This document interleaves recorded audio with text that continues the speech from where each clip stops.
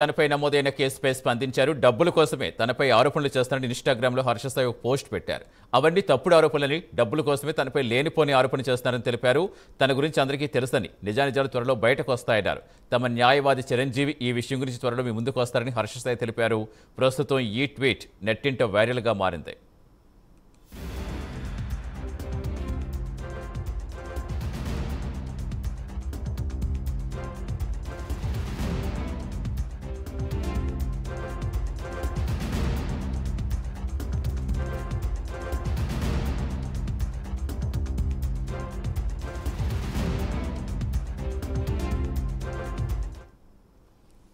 YouTuber Harsha Sai తనపై నమోదైన కేసుపై స్పందించారు. డబ్బుల కోసమే తనపై ఆరోపణలు చేస్తారని ఇన్‌స్టాగ్రామ్‌లో హర్ష సాయి ఒక పోస్ట్ పెట్టారు.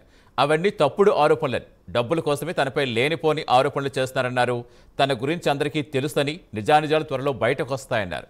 తమ న్యాయవాది తానికొండ చిరంజీవి ఈ విషయంపై త్వరలో మీ ముందుకు వస్తారని హర్ష తెలిపారు.